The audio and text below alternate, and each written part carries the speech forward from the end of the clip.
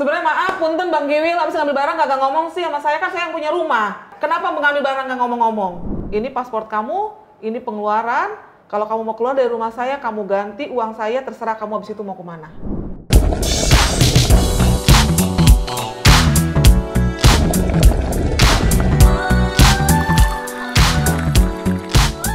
Lebih dari 20 tahun di dunia televisi, apa masih ada cerita yang belum pernah saya dengar?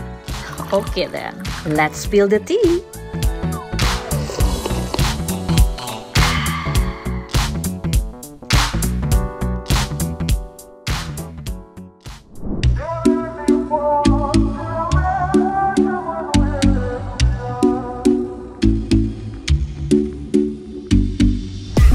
Spill the tea. Hari ini Spill the tea kita temanya adalah menjemput Rohimah dari Turki. Ada apa sih sama Mbak Rohimah ya? Kenapa baru 4 bulan nikah udah pengen pulang ke Jakarta?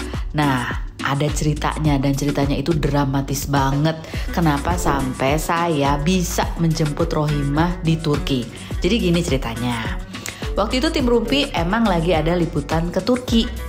Salah satu itinerary yang kita mau wawancara adalah Mbak Rohimah, karena kan kita tahu beritanya Mbak Rohimah baru nikah sama orang Turki. Kita pengen tahu kayak apa sih, sama siapa sih Mbak Rohimah nikah.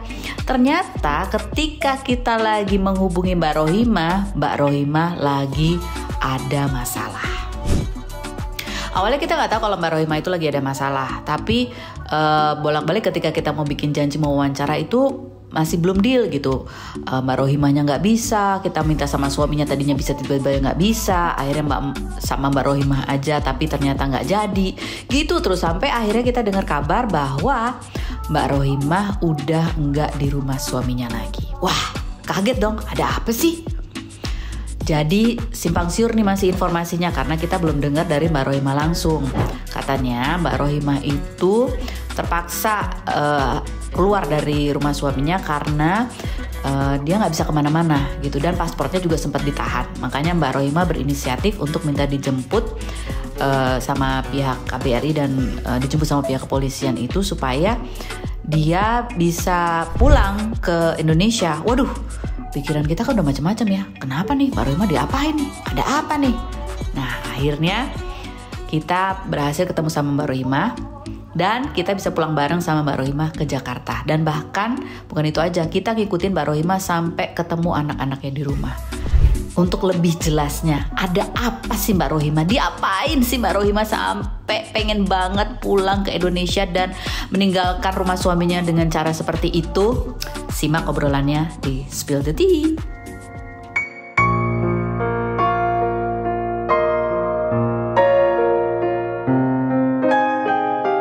Sedih. Biasanya apa-apa nggak sendiri dibantuin sama bunda, nggak ada bunda apa-apa sendiri. Biasanya sekolah yang bangunin bunda, sekarang bangun harus sendiri. Sedihnya tuh kalau misalkan bunda udah nelfon bilang kaki bunda sakit kak gitu. Biasanya yang sebelumnya sakit Dini nemenin, sekarang sakit kan nggak nemenin, terus bukan lagi nemenin, jadi sedih. Di sana bunda sendiri lah, nggak ada orang bisa nemenin bunda gitu. Meskipun ada beberapa temen sih di sana, tapi kan tetap mereka juga punya kesibukan masing-masing. Apalagi kan lebaran kemarin yang tadinya yang seharusnya ada bunda, bareng-bareng kan nggak ada bunda. Biasanya yang selalu dilakuin lebaran itu kan apalagi kan cium kaki, ini enggak. Kayak kita nggak bisa jauh dari bunda. Emang dari awal kan aku nggak bilang ke bunda yakin gitu. Ini jauh loh, beda negara gitu. Masih yakin nih kan gitu, kalau ya udah kalau emang bunda yakin ya udah silakan. Karena kan ini kan kebahagiaan bunda. Ya Allah, waalaikumsalam.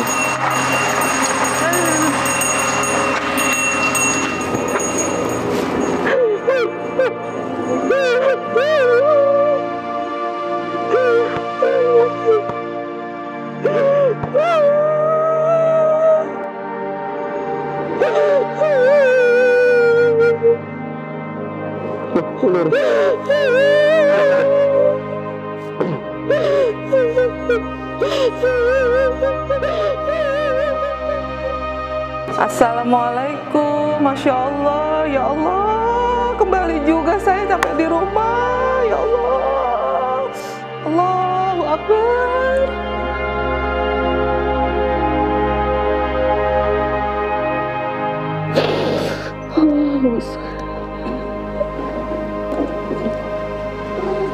Bunda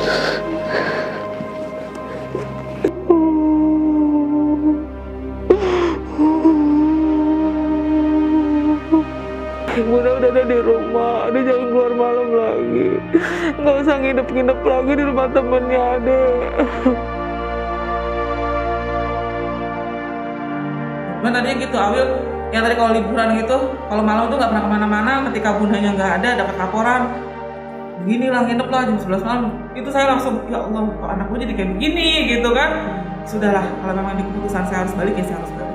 Gitu. Apalagi memang udah kondisi saya memang harus balik, udah saya milih balik lah, milih lebih menomorsatukan anak-anak. Tapi di sini juga anak-anak jangan beranggapan bahwa Bunda menomorsatukan kalian, lantas kalian mentang-mentang Bunda udah ada, los aja gitu lagi gitu. Bunda ada buat kalian di sini, kita berjuang sama-sama, kita nyari uang sama-sama. Gitu.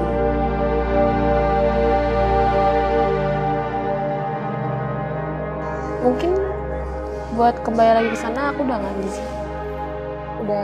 Udah di sini aja. Tapi kita berjuang bareng-bareng aja. Kayak kemarin kita dagang depan rumah. Bunda jual baju waktu itu online juga kan.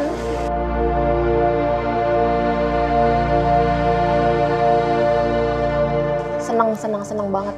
Senang banget akhirnya pulang juga ke rumah. Kayak dia senang banget.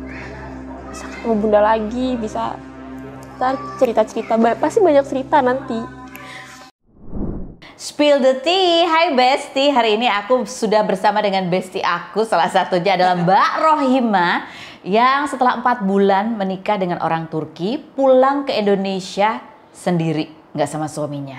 Ada apa? Nah ini kita akan bahas di sini di Spill the tea.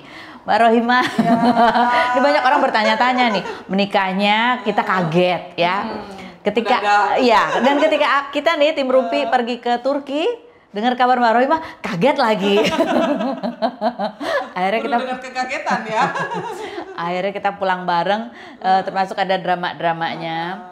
Kita juga kemarin nganter dan jemput Mbak Rohimah ya, pulang ketemu anak-anak di rumah ya. Ini saatnya kita mau tanya-tanya, ada apa sih Mbak Rohimah? Diapain sama suaminya yang di Turki gitu ya? Kenapa sih pulang ke sini? Apa terjadi apa sih Mbak Rohimah di sana gitu? Mbak Rohimah seneng nggak sih, happy nggak sih menikah di sana? Kita akan tanya langsung ke Mbak Rohimah pertanyaannya melalui ICE, asumsi orang tentang kamu Mbak Rohimah. Yang pertama nih, ya kalau ada asumsi seperti ini, jawab Mbak Rohimah. Mbak Rohimah pulang ke Indonesia pasti lagi ada masalah, sendiri lagi pulangnya. Pasti nggak bahagia sama suami barunya. Nah, gimana tuh ceritanya? Kenapa sih? Ada apa sih Mbak Rohimah? Kalau pulang sendiri iya, ada masalah sebenarnya nggak terlalu berat sebenarnya ya. Sebenarnya sama suami baru itu sebenarnya tidak ada masalah tidak terlalu ada berat. masalah gitu loh. Dan terus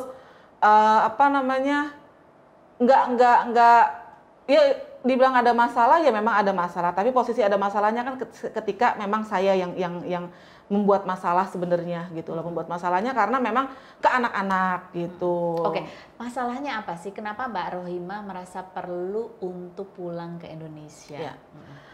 Masalahnya karena terlalu ada ancaman yang membuat saya tertekan, yang membuat saya langsung ngeblank. Apakah ini sebuah pernikahan yang harus seperti ini dengan ancaman-ancaman, dengan saya nggak boleh ngapa-ngapain, saya nggak boleh begini begitu, itu kan suatu jadi jiwa saya masalah tertekan dan memang akhirnya tidak nyaman buat saya untuk coba melanjutkan. Kita cerita dari awal dulu deh. Waktu awal menikah tuh sebenarnya ada perjanjian apa sih sama Mbak? Harapannya apa sih Mbak Rohimah? Sebenarnya saya nikah itu sama beliau, harapannya saya pengen bahagia yang pertama ya, pengen bahagia lahir batin buat saya, karena saya juga butuh seorang laki-laki mendampingi hidup saya. Sebenarnya yang pertama itu. Yang kedua, tujuan saya sebenarnya pengen anak-anak saya juga merasakan bahagia dari bapak sambungnya. Apalagi yang nomor 3, yang si Awil ini kan lulus SMP. Yang cita-cita saya akan memboyong Awil ke Turki untuk sekolah SMA sekaligus kuliah di sana gitu loh. Ternyata di luar dugaan saya, dan saya sudah cerita bahwa saya punya anak 3, kehidupan mereka sama saya. Saya pengen anak saya yang nomor 3 itu sekolah nanti di sana.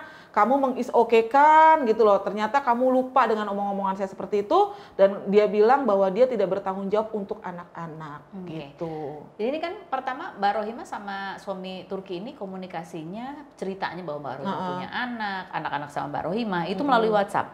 Melalui WhatsApp. Ketika Mbak Rohimah cerita ke dia jawabnya apa waktu itu? It's okay. No problem, kata dia Udah gitu. jawabnya no problem.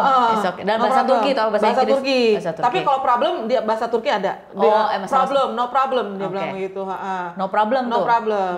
No, pokoknya kamu datang dulu ke sini, nanti kita bicarakan mengenai anak-anak kamu. Oke. Dia Ini kan bilang Mbak kayak Rohimah gitu. ketika datang ke Turki, yang kita lihat sih, ini ada di bandara. Begitu nyampe di Turki, langsung akad nikah gitu. Iya. Cepet Terlalu banget ya. terburu-buru ya. Belum sempat ada pembicaraan tuh tentang anak-anak. Belum. Jadi begitu saya datang, saya dijamu dulu sama beliau, kita makan-makan dulu. Nah pas makan-makan memang beliau nanya, anak-anak di mana? Kamu berangkat anak-anak di mana? Anak-anak di rumah, mereka bertiga di rumah saya yang saya tempati di Jakarta, saya bilang gitu. Terus apakah bapaknya dengan anak-anak? Oh tidak. Bapaknya hidup di kota lain bersama istrinya, saya bilang kayak gitu. Terus yang saya nggak tahu ketika saya sudah sampai sini, saya nggak tahu nanti bapaknya akan mengunjungi anak-anak, saya tidak tahu. Tapi saya berharap bapaknya masih mau mengunjungi anak-anak, saya bilang kayak gitu. Terus udah cuma ngomong-ngomong gitu doang karena dia belum mancing-mancing yang hal-hal gimana. Jadi saya pikir kan saya baru nyampe juga gitu kan. Saya hanya pengen tujuan saya yang pertama saya hidup bahagia dulu deh, saya bilang gitu. Nanti kesananya itu ngalir gitu, saya bilang gitu. Nah begitu nyampe kita udah makan-makan, langsung ke apartemennya dia. Di apartemennya sudahlah ada seorang imam yang akan menikahkan kita sebagai nikah secara agama dulu. Kaget nggak Mbak Rohimah? Kaget lah, saya pikir saya enjoy dulu nih 1 minggu nih gitu. Maksudnya saya hidup dulu deh, saya mau di rumah teman saya kek gitu. Maksudnya saya nikmatin dulu tuh namanya kota Giresun, nikmatin lah gitu. Ternyata begitu datang ke apartemennya dia, udah ada imam yang emang harus menikah, kata dia gini, saya kepengen tidak ada fitnah katanya gitu. Memang sih bagus sih gitu maksudnya saya. Tapi saya berpikir gini, kenapa kamu tidak memberikan saya 1 minggu dulu biar saya merasa di sini Beradaptasi dulu. beradaptasi dan saya tidak terlalu dikekang sama kamu. Karena kalau nanti saya udah nikah kan otomatis saya ngurusin kamu segala macam gitu kan. Terus tapi Mbak Rohimah mau akhirnya menikah? Ya mau bagaimana udah ada imam di situ. Dia udah manggil imam gimana coba?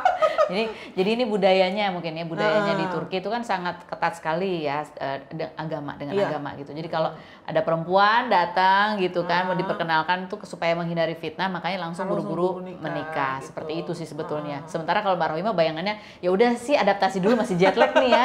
Bisa tinggal di rumah temannya Mbak Rohimah. Emang ada ya temannya? Ada, udah dia udah bilang, lu mau tinggal di sini dulu seminggu nggak apa-apa, dia bilang gitu. Dan temannya ini yang memperkenalkan Mbak Rohimah sama si calon ini. Si Yok itu. Si Yok. Kita panggil namanya Yok.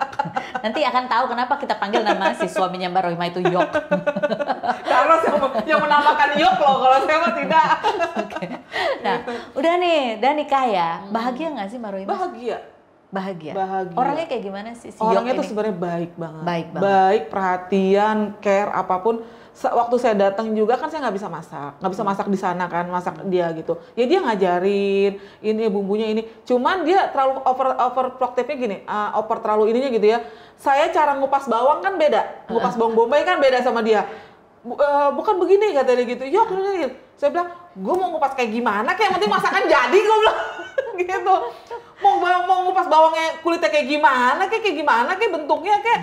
Kalau dia tuh orangnya perfect banget, dia ngupas seperti ini, ya saya harus ngikutin apa katanya dia gitu. Dia perfeksionis dan ingin istrinya nurut. Nah gitu sebenarnya. Cuma kan kita kan seorang ibu rumah tangga, yang penting masakan jadi kan gitu. Kalau dia enggak, pokoknya masakan jadi tapi versi cara motong, cara ini harus sesuai dengan dia gitu. Itu keributan kecil di awal pernikahan cuman, ya. Akhirnya karena saya nggak mau panjang, tapi saya marah, ya saya cium lah dia supaya dia nurut, supaya dia langsung gimana gitu.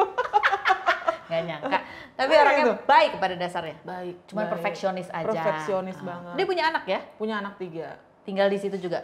Enggak, yang pertama ikut sama dia karena mengelola perkebunannya dia. Yang laki. Itu anaknya semua laki semua. Yang nomor 2 tinggal di Bursa di rumah neneknya, dimodalin bengkel motor. Yang ketiga masih umur 10 tahun tinggal sama mantan istrinya. Oh, jadi ada satu yang karena gini, anak yang sudah seorang suami istri bercerai, kalau anak masih ada umur di 15 tahun ke bawah, itu wajib ikut sama sama ibunya, karena itu peraturan dari pemerintah yang Presiden Erdogan itu. Oh gitu. Tapi ayahnya tetap biayain tuh ayahnya. Ayahnya yang harus membiayai. Harus membiayai. Jangankan anaknya, mantan istrinya pun masih dibiayai, dan mantan istrinya cerai dapat dana asuransi janda dari pemerintah 3.500 lira. Di sana dari pemerintah Turki. Terus habis gitu kalau misalnya ada seorang ayah atau seorang suami di Turki yang lalai tidak memberi, Itu nanti ada undang-undangnya. bisa dikenain. Bisa dikenain undang-undang sama mantan istrinya itu. Bisa dituntut. Bisa dituntut. Pernah dengar ada kejadian? Ada, dia cerita begitu Di sama penjara saya. atau dia apa? Ya, begitu deh. Oh gitu. Heeh. Sebenarnya asik juga ya, Iya. asik juga. Saya perlindungan terhadap perempuannya berarti Iya. secara hukum di sana tuh bagus ya. Bagus banget, secara hukum bagus. Oke. Gitu. Bahagia nih Mbak Rohimah. Bahagia. Dia orangnya baik. Baik. Lalu ada masalah apa sebetulnya sampai dikekang, ditahan, gak boleh keluar dari rumah?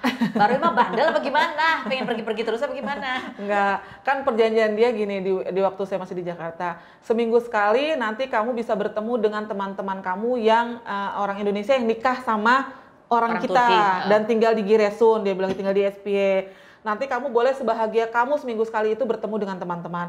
Kan saya udah bilang, waktu saya belum kaki operasi ya, itu saya ngomong, saya bilang boleh nggak saya ikut pengajian hari Senin.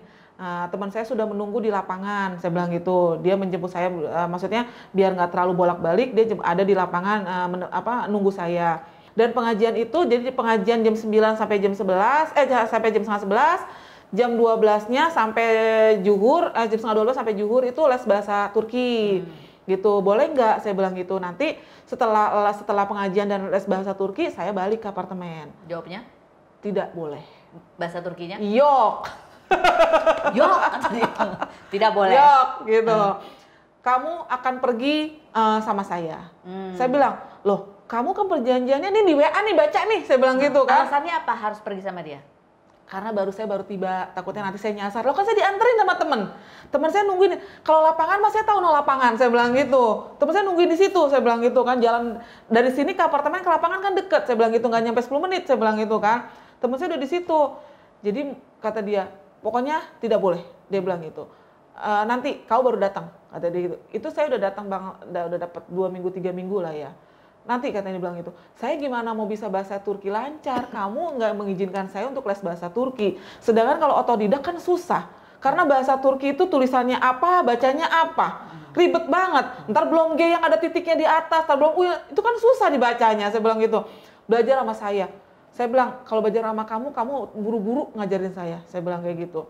Terus saya bilang, ya udahlah, saya bilang gitu, kalau emang nggak dikasih sekarang ya udah minggu depan ya. Iya, katanya tamam, kata dia gitu. Minggu depan terjadilah seperti itu lagi, nggak boleh lagi. Yok, katanya gitu. Saya bilang gini, lu mah gua ngomong tamam doang, tapi nya kagak boleh. Tamam artinya apa? Iya, oke. Oh, tamam iya, yok. Nggak boleh. Efek, oke, iya. Oh, gitu. Jadi belum dianterin tuh. Kenapa nggak dianterin aja? Nah itulah, dia nggak mau, dia pengen merasakan bahwa kamu tuh masih milik saya. Nggak boleh dulu keluar, nggak boleh. Akhirnya kan saya, mulai situ udah mulai tertekan tuh Karos.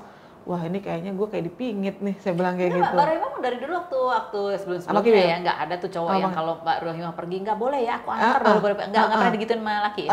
Digituin sama Bang Kiwil kan? Oh, dulu juga gitu. Sama, sampai saya ngajar kan dia sendiri datang ke sekolahan, ke Al-Azhar, ke tempat saya ngajar. Ngapain? Langsung ngomong sama kepala sekolah nggak untuk boleh berhentiin saya. Gitu. Jadi ketika ketemu suami baru yang kayak gitu juga, ya begitu. Agak trauma gitu. Trauma juga gitu. Akhirnya Takut. kalau di sini saya tidak dibolehkan sama mantan suami, tapi saya masih bisa pergi. Kalau di sini, Kalau di Turki, di Turki gimana saya mau pergi? Karos kan kagak tahu kan saya daerahnya. Saya takut kan. Gitu. Udah gitu kita mau pergi juga, nih suami kayaknya masih ngintilin aja gitu kan. Kayaknya emang orang saya baru pakai sepatu nih, pakai sepatu sebelah satu gitu. Kau mau kemana? Nere deh, katanya. Saya nere deh, dia bilang gitu kan. Saya mau ke situ sebentar, saya bilang gitu. Ada teman saya di bawah, yok. Nanti sama saya, dia bilang gitu. Ke bawah aja, ke depan. Bawah. Ditemenin harus. Dia nggak jelasin alasannya selain bahwa dia ingin Jadi kata dia trauma dengan mantan istrinya. Jadi mantan istrinya kan waktu itu masih dibebasin sama dia, nggak taunya kan mungkin kata dia, saya masih trauma dengan mantan istri saya. Apalagi kamu tidak tahu daerah sini. Saya memang tidak tahu daerah sini, tapi kan di sini teman saya banyak. Saya bilang kayak gitu. Ada ini, ada itu kan. Mereka kan akan ngasih tahu saya, oh ini jalannya ini. Saya pengen tahu jalan-jalannya aja. Saya bilang gitu. Biar saya juga kalau seandainya saya mau ke bawah, saya mau belanja apa, saya tahu, nggak usah saya ngandelin kamu. Yok. Nah, yok kata dia gitu. Saya bilang, kemarin kamu WA saya ngasih tahu saya bahwa saya akan hidup bahagia sama kamu, saya sebahagia saya nanti bertemu dengan teman-teman seminggu sekali, kenapa sekarang nggak boleh? Nanti katanya, kamu baru nyampe katanya, kamu baru nanti kata dia gitu. Oke, saya bilang tamam, saya akan ikut apa kata kamu, saya bilang gitu. Nah terjadilah setelah saya seperti itu, ternyata dia mengoperasikan kaki saya. Baik gitu. dong. Baik sebenarnya Kak Ros. Gitu dia. Itu saya bilang sesuai janji memang. Sesuai janji kalau itu. Saya bilang nggak usah dioperasi deh, kita berobat aja, minum obat aja. Kata dia tidak, dia bilang gitu kan. Kamu harus sehat. Kaki kamu harus sehat. Yang bayarin operasinya dia? Dia yang bayar. Ada asuransi? Nggak pakai, karena kan saya belum masuk asuransinya dia. Jadi itu memang dana dari dana pribadinya dia sendiri. Sebenarnya gini, total operasi kan 45 juta. Tapi karena dia ngajuin asuransi ke kantor pusat langsung, dapatlah setengah harga buat asuransinya dia sama bayar cash gitu. Terus dia yang merawat, jagain, semua sampai mandiin. Oh serius? Ih mesra demi banget. Demi Allah Kak Ros, beneran. Happy dong? Happy banget saya. Saya waktu saya lahiran anak sampai sesar apapun itu, semuanya saya serba sendiri. Gimana rasanya? Ya bahagia ya. Saya bilang ya Allah, saya menemukan jodoh yang tepat. Saya pikir pada saat itu karena nggak boleh keluar deh gitu ya. Biarin deh kalau emang dia sayang sama saya gitu kan. Nah terus saya bilang gini, mudah-mudahan dia juga sayang sama anak-anak saya. Oke. Saya bilang kayak gitu. Kalau apa yang terjadi? Yang terjadi ya Ada deng suatu hari, gitu loh, deng bulan April pas lagi bulan puasa. Saya pikir gini, emang saya juga ngomong sama teman saya, nanti saya akan masuk omongan anak saya untuk sekolah di sini ketika nanti udah habis lebaran. Tadinya Kak Ros, karena kan Awil biar ujian dulu apa dulu gitu kan. Saya bilang gitu. Ya pokoknya nanti. Nah, teman saya juga menjanjikan gampang lah nanti begini gini. Dia mau pokoknya ini nih gitu kan. Tidak taunya saya ngomong masalah anak untuk saya minta bantuan aja 1 juta, tidak mau untuk ngirim. Kenapa sih anak-anak ada apa? Bisa diceritain lagi ya? Kenapa tuh anak-anak? Jadi gini, bulan puasa ya entah gitu emang kayaknya duitnya habis, entah makanannya juga habis, saya nggak ngerti lah ya gitu. Terus kondisinya anak-anak juga nelpon ke ayahnya berkali-kali, telepon nggak pernah digubris, berkali-kali WA nggak pernah dijawab, nggak pernah dibales. Mau nggak mau kan anak-anak pasti nelpon saya gitu loh. Dia minta bantuan sama siapa lagi kalau bukan sama bundanya kan gitu. Dia pikir juga bundanya mungkin nih akan dapat bantuan juga dari bapak sambungnya gitu. Karena selama ini bapak sambungnya kalau saya lagi telepon sama anak-anak, saya kasih ke dia welcome gitu loh. Maksudnya bapak sambungnya I love you, ngomong segala macam, savior gitu kan, savior ke anak-anak gitu ngomongnya. Ya mungkin anak-anak juga ngerasa, dan saya sama anak-anak ngerasa bapak sambungnya mau nih, welcome nih. Mungkin dengan saya minta bantuan juga mungkin dia welcome. Ternyata kalau untuk bantuan secara materi dia tidak mau karena ngerasa bapaknya tuh masih hidup, masih ada, dan itu tanggung jawab bapaknya gitu. Makanya pada saat tanggal 5 April Awil nangis gitu loh, Bun. Aku kangen awalnya. Bun, aku kangen sama Bunda gitu kan. Aku berapa kali ngimpiin Bunda katanya gitu kan. Ya udah deh, nanti kan adik kesini gitu pelan-pelan, saya bilang gitu. Bun, kita mau sahur entar nggak ada lauk. Tadi aja buka aja kita ngutang bakwan, dia bilang gitu. Loh emang ayah kamu gimana? Saya gituin kan. Kamu udah telepon belum gitu? Udah Bun, berkali-kali kita telepon nggak diangkat, nggak dibales WA kita, nggak digubrisin dah, kata dia bilang gitu. Gimana Bun? Ya udah, saya bilang, udah pelan-pelan ya, saya bilang gitu. Insya Allah Bunda minta bantuan sama Baba dikasih, saya bilang gitu. Ntar ya Bunda ngomong dulu, saya gituin kan. Waktu Mbak Rohimah sebelum pergi ke Turki tuh ditinggalin apa duit itu? Ada. Dari Baba dapat 2,5 juta dari Baba gitu loh. Baba kan emang saya bilang tolong dong saya biar berangkat tenang, anak-anak saya di transfer Babayok dikirimin duit, saya bilang gitu. Oh tamam memang iya, dikasihlah 2,5 juta gitu loh. Karena dia ngerasa ibunya mau berangkat nih, mau gua ambil nih gitu loh. Dia ngerasa ya udahlah gua kasih lah anak-anak, mau nyenengin atau gimana saya nggak tahu loh gitu. Saya pikir awalnya dia transfer itu bakalan berkelanjutan gitu loh Kak Ros gitu. Nah ternyata saya juga ninggalin juga cincin satu ke kakak gitu kan, cincin satu itu cincin saya lepas dari bandara, saya mau terbang, saya mau take off. Nih Kak, kalau emang nanti uangnya kurang nih jual cincin Bunda. Itu saya lepas dari jari saya kasih si kakak gitu loh. Jadi duit juga, makanan penuh, kayak nugget apa penuh di kulkas gitu, saya isiin, beras saya juga beli saya sekarung kecil gitu kan.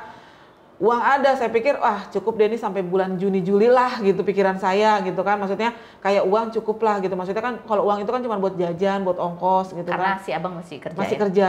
Nggak taunya abang kan berhenti di tengah jalan kan kerjanya itu. Nah terus juga saya pikir nanti juga Kiwil kayaknya kalau saya nggak ada mungkin ada partisipasinya lah untuk perhatiin anak tuh terlalu ada perhatian lah. Ternyata dari saya berangkat sampai anak saya ngadu itu sama sekali tidak ada perhatian buat anak-anak. Padahal Mbak Rohimah udah titipin anak Udah, ke bapaknya. sampai saya WA. Bilang. Itu saya nge-WA itu di bandara karena kan handphone nomor saya yang nomor simpati kan diblokir sama Bang Kiwil kan. Saya nge-WA-nya pakai handphonenya si Awil. Bilang apa? Saya bilang assalamualaikum, saya bilang kayak gitu. Maaf kalau saya mengganggu, saya bilang dengan WA saya hanya saya mohon doa restunya, saya mau berangkat ke Turki, saya menjalankan kehidupan saya di sana, saya hanya nitip anak-anak di kamu. Karena kamu jarak Bandung, Parung kan dekat, saya bilang gitu. Saya titip anak-anak, mohon kamu perhatiannya buat anak-anak, saya bilang gitu. Ayo kita berdua sama-sama perhatiin anak-anak. Saya bilang kayak gitu. Sudahlah, hempaskan yang masa lalu kita, hempaskan. Dan saya minta maaf kalau memang saya punya salah, kamu pun sudah saya maafkan kesalahan kamu. Saya sampai ngomong kayak gitu, Kak. Harga diri saya jatuh dong kalau saya ngomong kayak gitu. Seharusnya Kiwil tahu dong gitu kan. Karena selama ini saya nggak pernah WA dia, saya selama ini nggak pernah nelfon dia, baru itu saya WA dia. Demi anak-anak. Demi anak-anak. Dan saya pengen saya jalan ke Turki, saya selamat dunia akhirat. Gitu loh. Saya juga minta restu. Nggak ada dendam, nggak ada apa gitu loh saya. Dan plong. Saya abis ngomong kayak gitu, saya WA pakai handphonenya Awil, terkirimlah kata Awil udah dibaca Bun, tapi nggak dibales. Saya belum take off loh, belum. Saya bilang gitu, oh ya udah yang penting ayah kamu udah baca. Saya bilang kayak gitu. Ya udah, saya berangkat, saya dengan Bismillah, saya juga berpikir mudah-mudahan Kiwil saya berangkat dia ada perhatiannya buat anak-anak. Karena selama ini kan, selama saya masih ada di Jakarta dia nggak pernah, nggak pernah gitu. Dan pun berkunjung sama anak-anak di kafe, di kafe temennya. Ini kan udah nggak ada Mbak Rohimah, berarti kan nggak akan menimbulkan fitnah gitu ya. Dan istrinya nggak bakalan cemburu lah gitu, maksudnya saya. Datang nggak? Datang sama bininya. Kapan? Setelah saya Awil ngomong nggak ada lauk, tanggal 5, tanggal 10 kayaknya dia datang. Pas lagi bulan puasa. Dan itu datang sama bininya, cuman bawa si kakak ke rumah sakit, berobat, pulang lagi sama istrinya. Jadi nggak nginep, karena sama bininya kan. Terus? Gitu. Cuman ngasih duit 300.000. Oke. Datang gitu. lagi kapan? Datangnya lagi kemarin, Lebaran. Abis Lebaran, ngambil barang. Barang apa yang diambil? Sebenarnya maaf, punten Bang Kiwil, abis ngambil barang kagak ngomong sih sama saya, kan saya yang punya rumah. Kan Bang Kiwil udah nyerahin isi rumah saya. Kenapa mengambil barang nggak ngomong-ngomong? Saya marah lah, itu kan barang-barang saya. Barang apa sih yang diambil yang bikin Mbak Rohimah kesel? Microwave saya dibawa, sampai anak saya si kakak bilang kayak gini, ya kenapa dibawa? Kan aku bikin makaroni skutel, aku jualin. Kan masih bisa pakai oven. Ovennya kalau oven nggak merata kalau untuk ngangetin. Kadang bawahnya gosong, kadang atasnya gosong, tengah-tengahnya enggak. Kalau microwave kan semuanya rata, kan dia bilang gitu. Gak usah dibawa lah ya, dia bilang gitu. Kita mau beli juga nggak ada duit, kan dia bilang gitu kan. Itu kan itu punya bunda. Kenapa ayah nggak ngomong sama bunda? Ayah telepon dulu deh bunda, biar bunda tahu. Ya udah kamu aja yang ngomong sama bunda. Katanya ntar ayah ganti yang baru, katanya dia bilang gitu. Kenapa ayah nggak beli aja yang baru? Dan itu kan ada istrinya di ruang tamu. Microwave saya dibawa. Ubin di atas yang memang untuk ngubinin tempat jemuran dibawa sama dia semua. Sampai bersih tuh ubin. Yang beli siapa? Yang beli memang dia. Tapi kan dia bilang pada saat cerai, rumah sama seisinya sudah hak milik kamu. Ya iyalah, rumah tanah gue yang beli kan gitu kan. Gitu kan, rumah juga atas nama gue gitu. Tapi kan ini barang-barang istilah kata itu punya mantan istrinya loh. Kalau lu mau ngambil, lu telepon dulu dong bunda. Sewajarnya lu pamit, lu izin. Kalau nggak ngomong. Kecuali microwave ya. Kalau microwave Mbak Rohimah yang beli. Iya, nyicil. Boleh ngutang saya. Jadi anak-anak nelpon, Awil sedih, rasa bahwa sahurnya cuma pakai kerupuk, buka puasa aja juga ngutang beli bakwan. Nah, itu kesedihan itu tuh rasanya udah langsung bercampur aduk tuh karo semuanya. Akhirnya terjadilah saya bicaralah sama suami, minta tolong bantu untuk 1 juta aja kirimin ke anak-anak saya. Suami pada saat itu tidak mau bertanggung jawab untuk anak-anak. Dia bilang saya akan memberikan kasih sayang, bukan uang, kata dia gitu. Karena kalau uang, bapaknya anak-anak masih ada kan, masih hidup kan, bekerja kan, masih sehat kan, Kenapa harus saya? Dibilang begitu. Karena prinsip orang sana itu kalau sudah bercerai, anak itu kewajiban bapaknya yang bertanggung jawab. Dan dia pun merasa bertanggung jawab dengan anak-anaknya. Makanya dia pikir, gue aja bertanggung jawab dengan anak-anak gue. Kenapa bapaknya anak kamu tidak bertanggung jawab untuk anak-anak kamu? Gitu. Terus Mbak Rohimah ngapain tuh ketika dia bilang, Ya saya diem dulu, saya tenang dulu. Oke, 1 minggu ya, lu gue elus-elus, lu gue manja-manjain, kali aja berubah. Ya dong Karos, taktiknya kita kan kayak gitu perempuan kan gitu. Ternyata 1 minggu lewat, saya elus-elus, saya manja-manja, ya dong. Lu minta berapa kali gue layanin gitu. Nggak taunya, tetap kekeh tidak mau. Prinsipnya dia. Dan itu yang membuat saya akhirnya tertekan. Tertekannya udah minta bantuan sama suami nggak dikasih, anak-anak telepon bapaknya nggak diangkat, nggak digubris, datang cuma ngasih uang 300.000 gitu loh. Terus sayanya juga butuh banget gitu, jadi semuanya bercampur aduk sampai akhirnya si Awil nelfon lagi, Bun kita mau lebaran gimana gitu. Saya bilang akhirnya saya sama adik saya, tolong deh ya lu beliin deh apaan kek, saya bilang gitu, ngomong sama adik saya kan. Sekarang gini deh Poemah, kan baju banyak di rumah, Awil juga bagus, Nanda juga, kakak juga bagus, udah deh Ndek ngasih duit aja. Dia bilang gitu, adik saya nih. Akhirnya suaminya adik saya ngasihlah duit, 300 gitu loh. Patungan. Dan teman saya yang di Jakarta, patungan mereka 200. Sampai teman saya yang di Amerika, yang di USA, Mbak Santi, ngasih 1 juta. Teman-teman saya benar-benar hebat ya buat saya, maksudnya saya ketolong lah dari teman-teman gitu. Saya tanpa ngemis ke mereka, mereka udah, Bun nomor rekening anak lu, kita sumbangan dapat sekian buat anak lu. Dapat 1.300.000 pada saat itu. Cuma 5 orang kan, tapi kita bisa ngasih segini, ya Allah gue bersyukur banget. Yang penting anak gue punya uang lebaran. Terus teman saya yang dari US itu kan Mbak Santi ngirimin lagi 1 juta. Nggak taunya ayahnya katanya ngirimin malam takbiran 500. Tapi anak saya baru ngeliat 2 hari abis lebaran. Baru bisa ngeliat bahwa ayahnya ngirimin gitu kan. 500 Karos. 1 anak. Alhamdulillah sih. Alhamdulillah. Tapi yang ditunggu bayaran listrik maksudnya. Mau sekolah. Itu. Sampai akhirnya dari uang yang teman saya kumpulin, dari uang yang teman saya kasih, anak saya tuh bisa beli listrik, bisa buat makan, bisa buat lebaran gitu kan. Akhirnya pertengahan kemarin itu ayahnya datang ngasih lagi 200 lagi ke kakak, ke abang, ke adik 200, tapi dipotong buat beli listrik. Sumpah. Ngasih 200, tapi kata anak-anak ya listrik habis. Gimana dong ya, cuma ada uang segitu. Akhirnya abang, ya udah dek kakak patungannya buat beli listrik di depan ayahnya, di depan istrinya. Dari 200 mereka nggak dikasih sama ayahnya, 200 itu buat patungan lagi beli pulsa listrik 200.000. Kaget lah saya. Udah mulai disitulah saya akhirnya berontak. Dan suami juga pada saat itu aku bilang, yuk ada kerjaan di Istanbul, uang yang saya dapat untuk syuting itu saya kirim buat anak-anak, uang yang kamu terserah kamu apain, kamu juga dapat, saya bilang kayak gitu. Terus enggak, saya tidak mau berangkat. Ya udah kalau kamu nggak mau berangkat, izinkan saya berangkat sendiri. Langsung dijejerin itu paspor saya kan disimpan sama dia kan. Waktu saya mau ngomong masalah udah ditekan-tekan gitu, gelang saya ya, kalung saya disuruh copot. Mas kawin nih? Mas kawin. Suruh copot Mas kawin? Suruh copot. Hanya cincin dia lupa kali ya, kebawa, cincin masih kebawa. Dan akan saya jual. Cincin ini tanda kalau ada ikat biar nggak kabur. Gitu. Tapi gelang sama kalung diambil sama dia. Gelang lepasin, kalung lepasin. Kenapa? Nih ya. Kata dia, saya tidak percaya dengan kamu. Karena dari kemarin minta pulang, minta kabur, minta duit.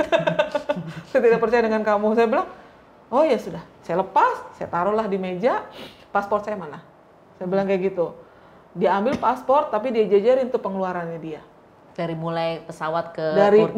Dari saya dari Jakarta sampai di Turki bikin visa, sampai ngoperasi saya, semua dijajarin pengeluaran itu. Sekitar ada 70 juta. Kamu, ini paspor kamu, ini pengeluaran. Kalau kamu mau keluar dari rumah saya, kamu ganti uang saya, terserah kamu habis itu mau kemana. Dia bilang gitu. Kalau kamu emang tujuan ke Istanbul mau kerja, uang hasil kerja itu kamu ganti buat saya. Kalau memang belum ada pembayaran dari kerja kamu itu, kamu boleh pinjam ke teman-teman kamu. Nggak tahu itu maksudnya supaya saya nggak jadi berangkat, supaya saya nggak boleh berangkat atau kayak gimana, atau memang saya dikekang, saya nggak boleh sekecil pun saya keluar dari pintunya dia gitu. Makanya saya bilang, saya diem. Saya berusaha tenang, saya bilang gitu. Saya berusaha nggak mau gerabak-gerubuk gitu kan. Terus dia langsung, silakan kalau kamu mau keluar dari rumah saya silakan, tapi kamu ganti uang itu. Ini paspor kamu, gitu kan? Saya berusaha nelfon ke salah satu satgas di sana, Mbak ini gimana, gini, gitu kan? Coba saya ngomong, saya ngomong sama suami kamu, kata yang satgas ini kan di SP itu. Saya kasih, ini teman saya mau ngomong gitu kan? Terus langsung ngomong, saya tidak pernah mengizinkan istri saya untuk keluar dari rumah saya, tapi kalau dia maksa mau keluar dari rumah saya, ganti uang saya. Dia bilang begitu. Saya tidak pernah mengizinkan istri saya untuk bekerja. Tapi kalau dia maksa untuk bekerja dan keluar dari rumah saya, ganti pengeluaran saya. Dia bilang gitu. Terus kata teman saya bilang gini, kan paspor dipegang sama kamu. Dia hanya bekerja pengen mengirimkan uang buat anak-anaknya karena dia sudah dapat omongan anak-anaknya begini di Jakarta. Dia bilang gitu. Kan ada bapaknya. Kalau dia tidak bicara seperti itu ke kamu, berarti bapaknya tidak mengirimkan uang untuk anak-anak. Dia bilang gitu. Hati seorang ibu mana yang nggak sedih dengar anaknya puasa cuma makan pakai nasi sama kerupuk doang. Dia bilang gitu. Kenapa saya ngebela Bunda Rohimah? Karena saya juga sama-sama perempuan. Saya pun akan bertindak sama dengan Bunda Rohimah kalau saya di posisi Bunda Rohimah. Dia bilang gitu. Tolong izinkan. Kalau memang kamu nggak mau ikut pergi sama Bunda Rohimah, tolong izinkan Bunda Rohimah pergi sendiri ke Istanbul. Dia bilang gitu. Kalau memang kamu merasa curiga, ya kamu ikut. Lihat kondisinya. Dia bilang kan hanya 4 hari sama perjalanan. Dia bilang gitu. Kamu ikut? Oh enggak, saya nggak akan ikut, kata dia gitu kan. Saya nggak akan ikut gini. Kalau dia mau pergi silakan pergi sendiri, tapi bayar uang saya yang saya keluar. Dia bilang kayak gitu. Kenapa kamu nggak mau pergi sendiri? Ya karena emang itu bukan pekerjaan saya. Dia bilang begitu. Gengsi. Itu bukan pekerjaan saya. Pekerjaan saya ini yang ada di perkebunan. Dia bilang begitu. Saya bilang memang itu bukan pekerjaan kamu, tapi Rohimah butuh pendamping kamu. Dia gitu nama teman saya. Tapi Rohimah butuh pendamping kamu dan kerjanya nggak susah-susah kok. Begitu nama teman saya. Orang cuma talkshow doang, bincang-bincang gini-gini. Teman saya ngasih tahu gitu loh. Itu bukan pekerjaan saya. Dan itu bukan bidang saya, kata dia bilang begitu. Tapi dia juga nggak mau nemenin Mbak Rohimah. Nggak mau nemenin gitu loh. Ya intinya Mbak Rohimah nggak boleh kerja lah. Nggak boleh keluar lah. Intinya nggak boleh keluar dari rumahnya dia lah. Kalau lu keluar ya lu bayar nih gitu kan. Sebenarnya intinya dia nggak boleh saya kemana-mana. Udah itu doang. Dia takut saya kabur atau gimana? Saya kabur kan gitu. Ternyata bener dia kabur. Gitu. Bener-bener kabur saya. Ya habis gimana? Saya tertekan. Udah disuruh ganti, emas saya dipretelin ya dong. Yang dia kasih emas kawin itu dipretelin sama dia, disuruh lepas. Jadi, waduh, ini kabur gimana caranya? Tadinya intinya harus itu kalung sama emas mau saya jual itu, gitu kan? Dari gua kabur juga nih dari uang emas, dari uang kalung sama gelang nih saya bilang gitu. Udah punya itikat begitu tuh Karos, lah disuruh dilepas. Gue ditemenin mana ini saya bilang gitu kan? Ya udahlah, Bismillah. Apa yang dirasakan Mbak Rohimah ketika ya pikiran ada di Jakarta, mikirin anak-anak, badan di situ nggak boleh keluar, paspor ditahan. Apa yang berkecamuk? Sedih, nangis saya. Tiap malam saya nangis. Setiap sholat tahajud saya nangis. Ya Allah, kalau memang ini pernikahan saya cuma sampai di sini, pernikahan saya cuma sampai segini, seumur jagung. Kalau memang saya diizinkan pulang, saya pulang ya Allah. Saya juga nggak bisa dengar anak-anak saya bilang makan nggak ada apa-apa. Mau kemana-mana harus minjem. Ya Allah, Karos minjem duit sama depan rumah, warung. Isi bensin 10.000, 20.000, minjem sama depan rumah. Dan sekarang pun masih ada utang depan rumah tinggal 110.000 lagi. Gitu loh. Saya bilang, apa kalau memang sampai sebegini parahnya, saya harus balik ya Allah. Saya seorang ibu yang tidak bisa bahagia saya sendiri, tapi anak-anak saya tidak bahagia. Bukan ini cita-cita saya. Cita-cita saya menikah, anak-anak saya juga ikut merasakan bahagia. Saya bilang kayak gitu. Terus setiap malam saya nangis terus sampai. Tapi saya dalam kondisi begitu, suami masih baik sama saya. Dia nggak tanya kenapa kamu nangis. Terus. Dia bilang, kenapa kamu bersedih? Anaknya yang ngomong, Ana, kenapa bersedih? Katanya bilang gitu. Saya ingat anak-anak, saya bilang gitu. Ya, nanti anak-anak akan kesini. Kamu yang ngongkosin. Saya bilang begitu. Kamu yang transportin. Insya Allah, kalau panen sudah datang. Katanya bilang gitu. Insya Allah, saya yang akan ngongkosin anak-anak ibu. Kalau panen sudah datang. Karena kan dia punya penghasilan sendiri dari panen itu. Baik banget. Iya, sampai anaknya ngomong kayak gitu. Saya bilang, nanti bapak kamu marah. Yok, uang saya. Parah, kata dia bilang gitu. Anaknya baik banget. Sampai ngomong kayak gitu. Nanti saya yang biayain anak kamu. Katanya bilang gitu. Saya yang ngongkosin anak kamu untuk datang ke sini. Dibilang gitu kan anaknya. Saya bilang, nanti bapak kamu marah. Yuk, bapak tidak akan marah, kata dia gitu. Karena ini uang-uang pribadi saya. Saya bilang, kata anaknya. Tapi anaknya akhirnya terpacu dengan omongan bapaknya. Bahwa bapaknya merasa ditipu sama saya. Ini sekarang nih. Bahwa bapaknya merasa dibohongi katanya sama saya, dibilang gitu. Akhirnya anaknya ikutlah kesel gitu sama saya. Saya bilang, kamu hanya tahu dari omongan bapak kamu, tapi kamu tidak tahu saya seperti apa sebagai seorang ibu. Saya bilang kayak gitu. Dan anaknya juga sebenarnya ngerti, saya itu seorang ibu yang memang bertanggung jawab untuk anak-anak. Anaknya ngerti karena anaknya dari hampir 6 tahun tidak dapat kasih sayang ibunya ya. Terus anaknya juga bilang, sampai si anak yang pertama ini bilang bahwa saya tidak akan pernah untuk menikah. Kenapa? Saya trauma. Saya anggap perempuan hanya mau uangnya aja. Dia bilang begitu. Saya bilang, loh, nikah itu enak loh, nikah itu ibadah loh. Sampai saya ngomong kayak gitu ke anaknya. Tidak, yo, tadi ya. Sampai kapanpun saya tidak akan pernah menikah. Kenapa bapak kamu pengen menikah lagi? Karena bapak saya butuh pendamping. Dia bilang begitu. Butuhnya dalam versi apa saya nggak tahu lah ya. Gitu. Saya belum ngomong sejauh itu gitu loh. Oh kayak gitu. Sampai akhirnya yang si anak tadinya baik dengan saya, lembut dengan saya, memperlakukan saya sampai saya megang sapu aja nggak boleh gitu kan. Biarkan saya yang cuci piring, biarkan saya yang ngapa-ngapain gitu kan. Sampai saya mau mandi disiapin keran itunya air panasnya sama anaknya gitu kan. Sampai kan ada soba tuh di kamar mandi, ada soba gitu kan. Sampai dinyalain tuh api itu perapian itu di kamar mandi. Semua anaknya yang nyiapin. Gitu. Begitu terpengaruh dengan bapaknya, omongan bapaknya, sampai saya pulang anaknya gitu. Anaknya bilang, "Ibu kenapa sampai kayak begini? Sampai kenapa polisi harus datang? Kenapa polisi begini?"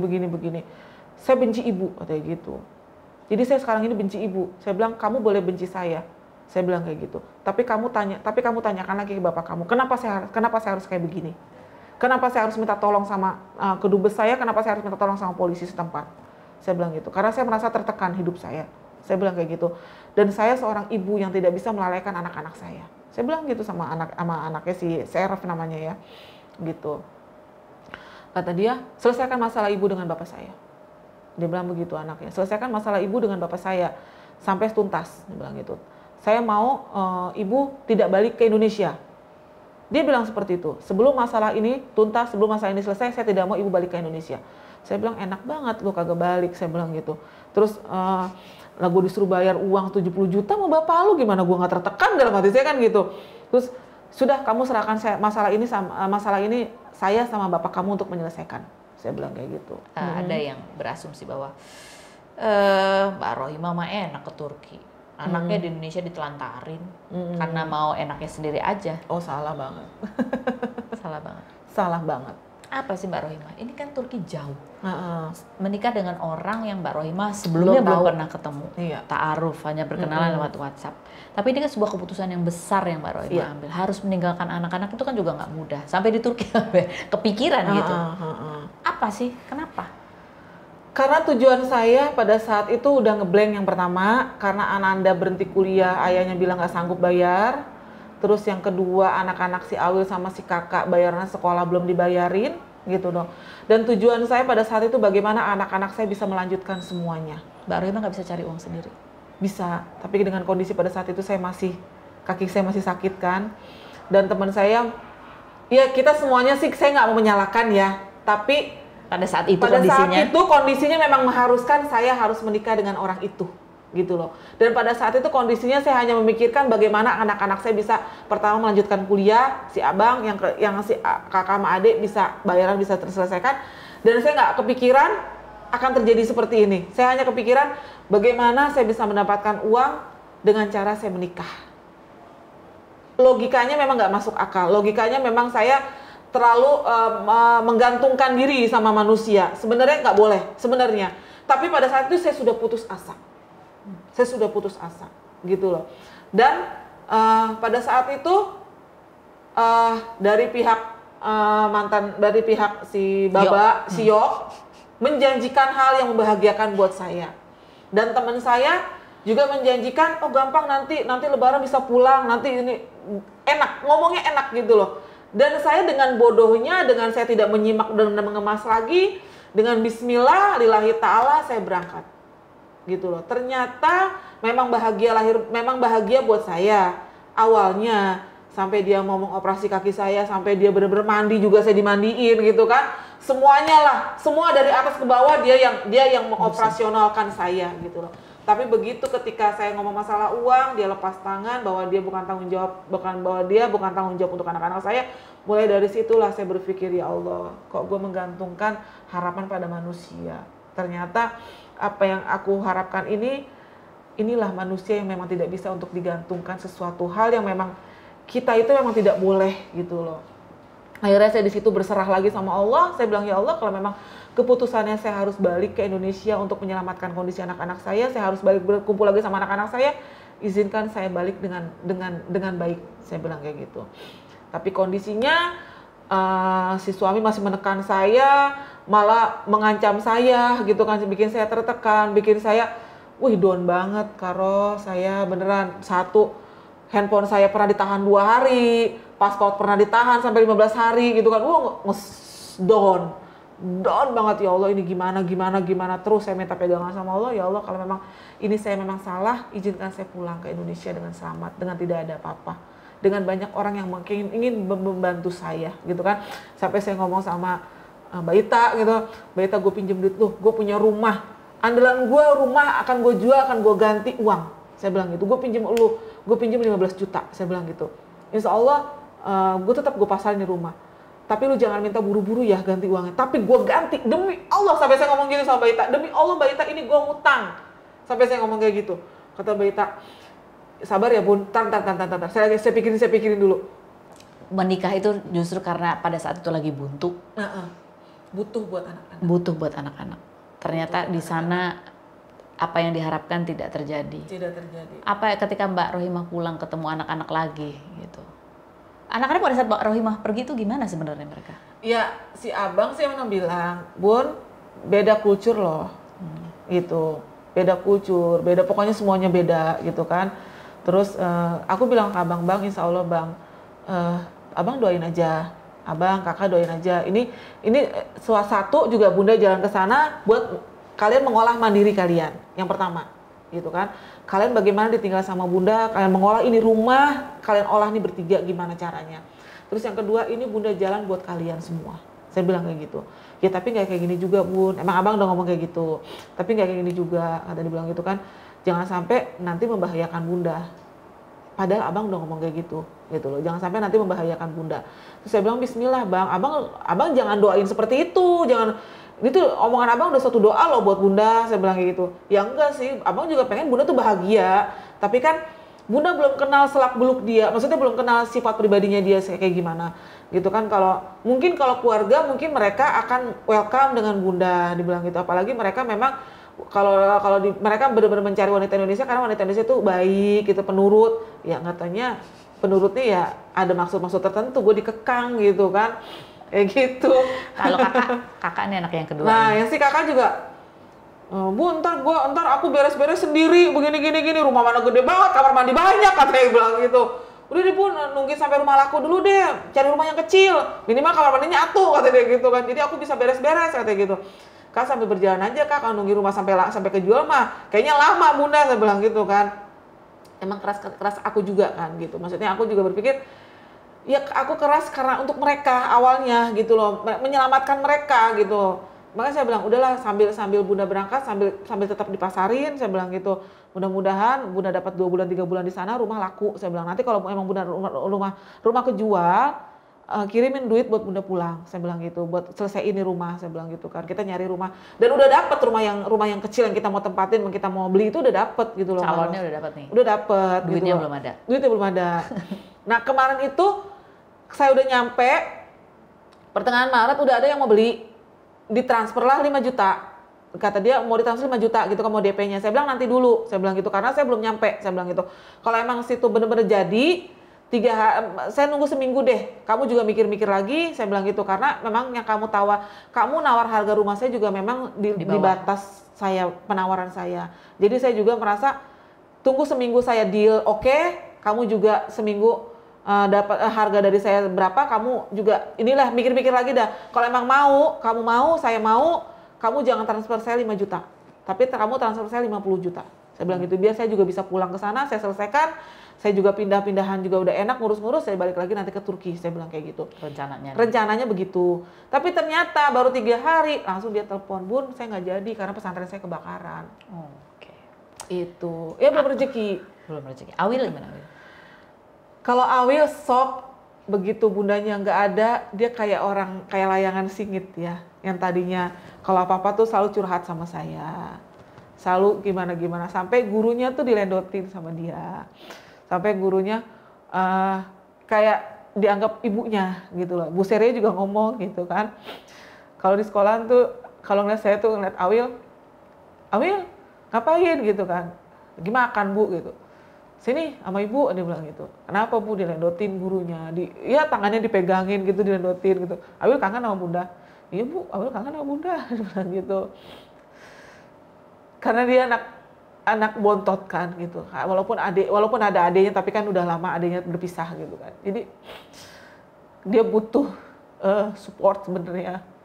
Dan dia berpikir, gurunya juga curhat sama saya, akhirnya gurunya juga ngomong, Awil pikir bunda nggak ada, ayah bakalan gantiin katanya gitu, ayah 3 hari sekali lah di rumah katanya gitu kan, boro-boro katanya kita telepon aja nggak diangkat katanya, bilang gitu.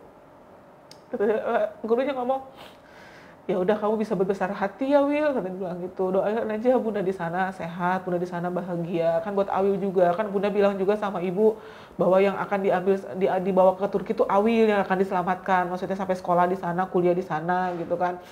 Iya sih Bu, katanya dibilang gitu. Tapi kan Awil juga nanti di sana butuh adaptasi, katanya dibilang gitu. Sebenarnya Awil nggak minta kuliah yang luar negeri Bu, katanya gitu. Sekolah di sini juga Awil juga terima kasih, cuman Awil pengennya sama bunda gitu kan. Sebenarnya nggak apa-apa sih Bu, bunda nikah lagi nggak apa-apa, katanya gitu. Tapi kan nggak harus tinggal monoton di sana Bu, katanya gitu kan. Ya 2 bulan sekali lah pulang ke sini ke Indonesia gitu kan.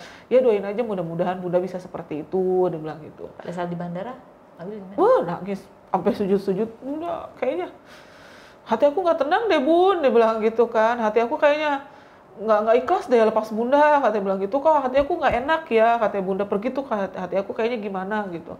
Tapi bunda jangan pergi dong, katanya bilang gitu. Udah di sini aja kita makan pakai apa aja terserah, nggak apa-apa, katanya gitu kan. Yang penting kita sama bunda, Awil sama bunda gitu. Saya bilang, Dek, bunda berangkat itu tuh nolong kamu, bunda berangkat itu untuk kamu, bukan untuk bunda. Tapi minimal bunda berangkat dulu dah Dek, saya bilang gitu kan. Nanti kan adek bunda usahain, bunda ngomong sama baba, adek sekolah di sana, SMA di sana, sampai kuliah di sana gitu. Enggak, Awil nggak minta itu Bun. Awil minta bunda ada di sini karena kan bunda tahu ayah susah dihubungin, ayah nggak pernah pulang gitu kan. Ini aja bunda mau berangkat aja dari kemarin kan, sebelum bunda berangkat Awil udah telepon ayah. Ya bunda mau berangkat hari ini, hari tanggal sekian, ayah pulang dong gitu kan. Enggak. Ini aku aja berusaha dari kemarin bunda belum berangkat aja, aku telepon ayah aja nggak diangkat. Gimana kalau bunda udah di Turki, katanya bilang gitu. Kayak gitu. Adek doain jangan kayak gitu, mudah-mudahan bunda berangkat ke Turki, ayah ada perhatian buat adek. Ayah ada perhatian buat kalian. Jadi Mbak Rohimah membulat-bulatkan tekad. Iya, dengan bismillah. Jadi antara keras kepalanya saya, tapi keras kepalanya saya kan tadinya demi anak-anak gitu kan, bukan buat saya. Benar Kak Ros? Saya mengenyampingkan bahagianya saya sendiri. Tidak. Semua saya lakukan tadinya buat anak-anak. Buat penyambung anak-anak demi Allah, Kak Ros. Karena siapa sih yang gak sedih tinggal 2 semester lagi anak putus kuliah? Gitu loh. Sedangkan posisi saya bingung. Ngajar, posisi kita lagi COVID kan gitu. Dan ngajar pun gaji saya berapa sih sebulan gitu loh. Terus saya mau bekerja, kaki saya kan masih sakit. Siapa yang nerima saya dan kondisi kayak begini? Usaha saya kemarin waktu sebelum saya tutup, sebelum saya berangkat ke Bali itu, seminggu saya cuma dapat sehari 150.000, 175.000 gitu kan. Saya sudah putus asa pada saat itu. Ya Allah, masa iya sih tinggal 2 semester lagi anak saya harus berhenti kuliah. Sampai bapaknya ngomong kayak gitu kan, Bang, ayah angkat tangan untuk biaya kuliah kamu, ayah angkat tangan. sedihlah saya Kak Ros. Sedangkan tumpuan saya kan sama abang nanti kan gitu, dia anak laki kan. Terus kakak dari bulan Oktober belum bayaran Awil gitu. Enggak November, Oktober karena Agustus September masih saya yang bayarin. Pas Oktober saya baru bisa bayarin buat kakak doang, Awil enggak. Karena kan pembayaran mereka gede-gede kan gitu. Saya bilang sama Awil juga, "Dek, kakak duluan yang bayaran ya." Saya bilang gitu. Sebelum saya berangkat ke Bali tuh bulan Oktober, itu saya ngejelasin si kakak dulu kan. Itu urusan kakak saya selesain. Nah, bulan November saya pikir Bang Kiyo pulang dari Bali itu dapat uang dari si itu kan hampir 13-15 juta. Saya pikir bakalan ngasih ke anak-anak, enggak gitu. Makanya ditambah lagi saya udah kecelakaan kan. Itu makanya saya bilang, ya Allah nih gimana? Saya bilang gitu, saya ada buat bayaran tapi saya nggak ada buat berobat. Saya bilang, saya ada buat berobat tapi nggak bisa buat bayaran. Kan saya bingung, dilema saya gitu kan. Sampai bulan Desember, almarhum Robi kan mau ikut bantu bayarin, saya nggak kasih. Itu saya bilang, nggak, jangan. Dia masih ada bapaknya. Kalau kamu bantu, bapaknya nanti akan keenakan. Saya bilang kayak gitu. Gak apa-apa, saya ikhlas. Kata almarhum Robi kan pada saat itu bulan Desember saya ikhlas gitu. Saya bilang jangan, gak usah. Saya bilang gitu kan, kamu gak usah ikut bantu. Saya bilang kayak gitu. Akhirnya nggak kan. Nah, Kiwil kan ngejanjiin awal Januari nanti anak-anak dibayarin semua, dilunasin, dibilang gitu. Tanggal 5 Januari. Lega lah saya gitu kan Kak Ros. Tiba-tiba tanggal 5 nggak ada kabar tuh Kak Ros. Sampai tanggal 15 Januari nggak ada kabar kan. Gitu. Ketemulah sama anak-anak tanggal 25 apa tanggal 23-an gitu. Langsung mutusin si abang kuliah diputus. Angkat tangan, bapaknya ngomong kayak gitu. Wah, di situ langsung saya bilang, wah, dan tawaran teman saya akhirnya saya ambil lah itu, saya menikah sama orang Turki gitu. Bulan awal Februari. Berangkat akhir Februari. Gitu. Kalau ada yang berpikir bahwa Mbak Rohimah tuh buru-buru nikah itu sebenarnya karena belum bisa move on dari Kiwil. Lihat Kiwil udah nikah lagi, Mbak Rohimah nggak mau kalah. Bukan itu. Bukan itu. Tapi perasaan Mbak Rohimah sendiri melihat bahwa Mas Kiwil sekarang udah ada istrinya gitu. Nggak jadi masalah. Yang menjadi masalah adalah? Yang jadi masalah kenapa dia nggak tanggung jawab dengan anak-anak, itu aja. Perjanjian dia kan waktu dia mau cerai sama saya, di depan keluarga saya, di depan keluarganya dia, sampai dia janji sujud-sujud sama almarhumah ibu saya. Sampai kan almarhumah ibu saya kan bilang gini, "Wil, kamu boleh cerai sama anak saya, sama bunda. Tapi tolong kamu perhatikan anak-anak." "Enggak, Mak." Kita mau pelukan tuh, sampai dia sujud sama ibu saya, "Enggak, Mak. Eldan bagaimana juga bertanggung jawab buat anak-anak. Jangankan anak-anak, bunda aja masih Eldan tanggung jawabkan." Demi Allah Kak Ros, dia berjanji seperti itu depan almarhumah ibu saya. Sampai almarhumah ibu saya ngusap kepalanya Kiwil kan. "Mama hanya pengen kamu udah walaupun cerai, kamu tidak putus silaturahmi. Mama udah tua dan umur mama nggak tahu kapan." Almarhumah saya. "Umur mama nggak tahu kapan. Mama pengen dengar kabar bahagia dari anak mama, dari mantu mama, dari cucu mama, itu doang." Dan katanya dibilang gitu. "Kalau emang kamu cerai sama bunda, ya itu memang udah perjalanan hidup kamu, udah perjalanan hidupnya si bunda," dibilang gitu. "Tapi mama pengen dengar kamu masih terus membahagiakan anak-anak kamu yang ada di bunda." "Enggak, Ma, Eldan terus membahagiakan anak-anak bunda, anak-anak Eldan. Jangankan anak-anak bunda juga masih Eldan bahagiakan." Janjinya dia. Janjinya seperti itu. Sekarang kita mau nunjukin foto nih Mbak Rohimah, kalau melihat foto ini gitu ya. Sekarang apa yang bisa diceritakan, apa yang masih dirasakan? Ini foto yang pertama. Ada sedihnya Kak Ros. Kenapa sedih? Sedihnya baru sumur jagung ya pernikahan saya, dan saya berharap saya bisa bahagia lahir batin sama beliau. Karena satu, beliau juga orang baik, bukan orang jahat. Orang bukan kasar yang main tangan segala macem. Orang yang benar-benar respect dengan kondisi saya, kondisi badan saya. Orang yang memang care banget tentang saya gitu loh. Di saat saya, pada saat itu lagi down, dia mau merangkul saya gitu kan. Dia mau menerima saya walaupun kondisi kaki saya agak pincang. Dia tidak melihat itu, tidak sama sekali gitu. Dia bukan laki-laki tipe yang memilih, bukan. Itu sebenarnya sih ya. Ada rasa kasihan.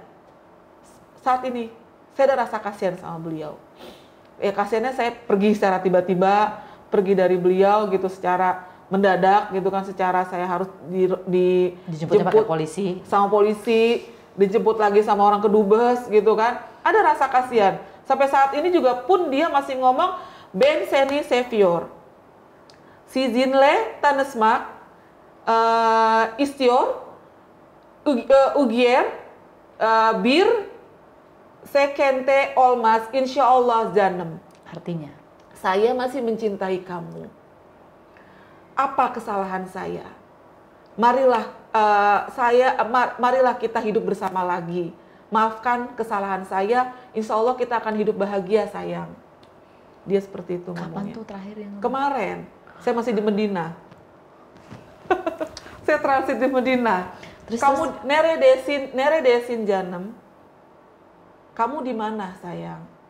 Saya jemput kamu ya sekarang. Dia bilang kayak gitu. Begitu tahu udah di Indonesia? Dia belum tahu. Oh, dia belum. Sampai saat ini dia belum tahu saya di Indonesia. Dia taunya saya masih di Istanbul.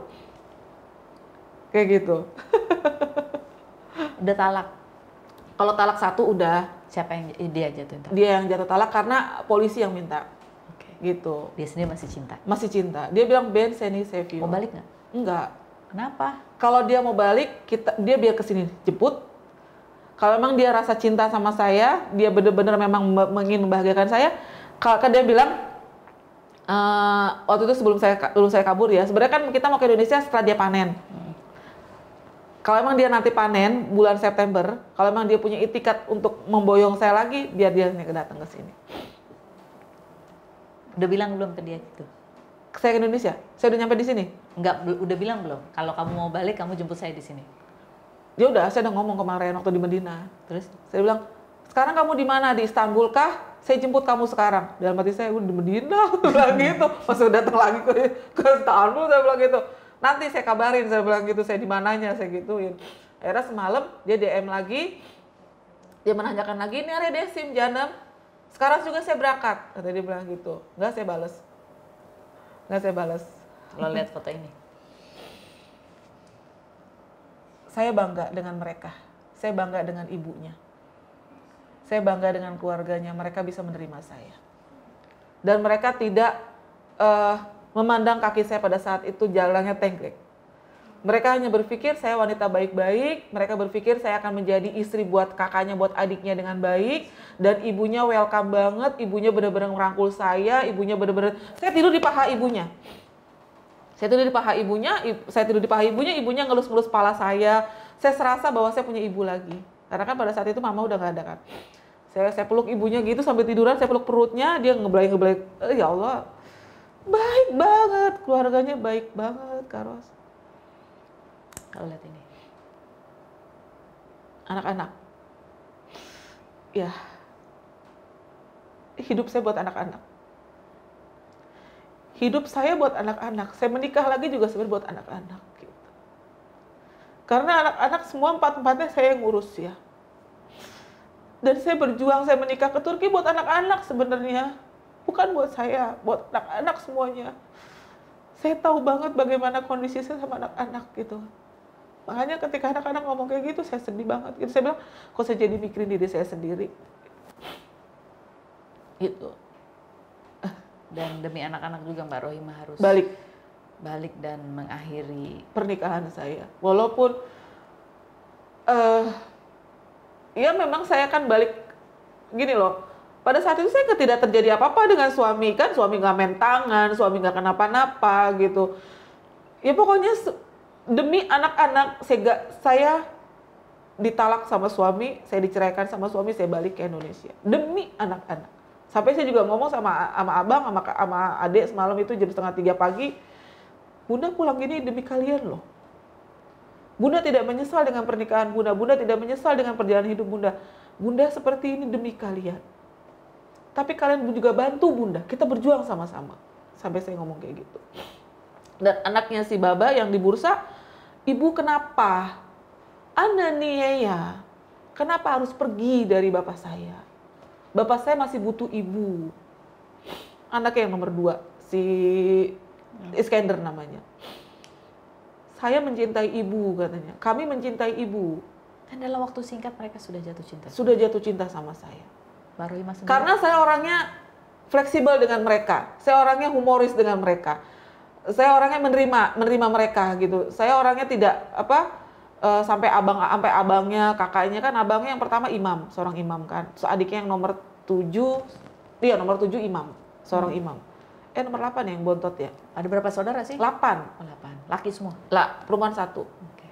Abla juga baik Mbak banget. Rohimah udah jatuh cinta sama suami? Sudah jatuh cinta sebenarnya. Karena dia memperlakukan saya baik, Karos. Dari awal saya datang memperlakukan saya baik gitu loh, sampai maaf banget, sampai membersihkan sendiri. Iya. dan nggak jijik gitu loh. Menyesal nggak meninggalkan dia demi anak? Kalau Bukan demi anak ya, meninggalkan dia hanya untuk supaya bisa pulang. Kalau untuk menyesal banget sih enggak. Adalah dikit ya? Adalah dikit gitu loh, adalah dikit. Dikitnya ya Allah, gue lagi bahagianya sama laki gue gitu, maksudnya gue lagi diperhatiin, gue lagi ini.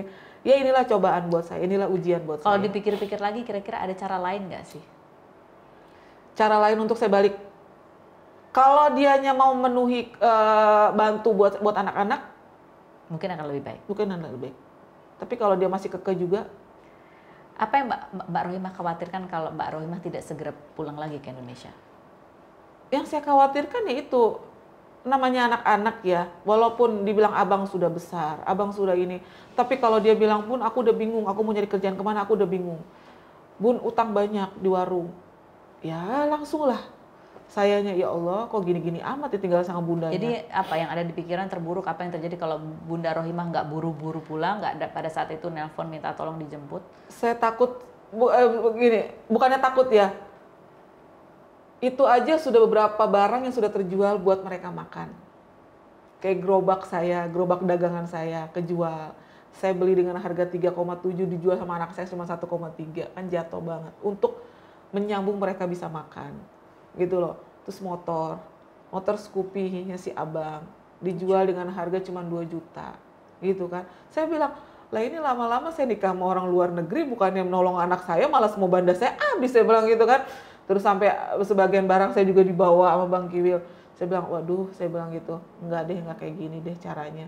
Saya sesusahnya saya ada di Jakarta sama mereka, saya tidak harus menjual barang-barang saya gitu kan. Yang ada saya berusaha untuk bagaimana saya bisa ada makan saya dengan usaha saya bilang gitu.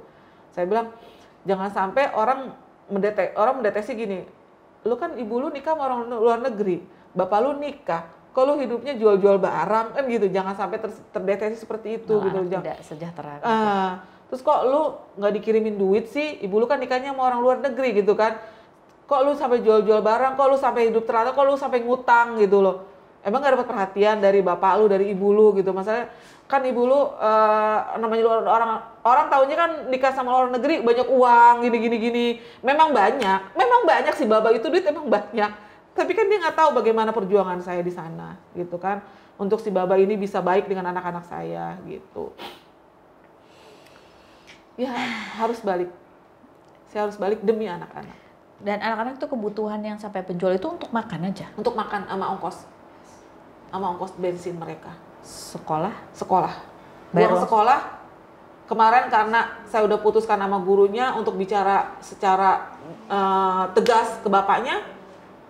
Akhirnya dengan ketegasan dari pihak sekolah ngomong ke Bang Kiwil, akhirnya Jumat ngomong, kepala sekolah ngomong tegas sama Bang Kiwil mengenai pembayaran anak sekolah. Hari Seninnya dibayarin sama istrinya Bang Kiwil. Bulan apa tuh? April ya kalau nggak salah ya. April. Jadi setelah pusing-pusing akhirnya.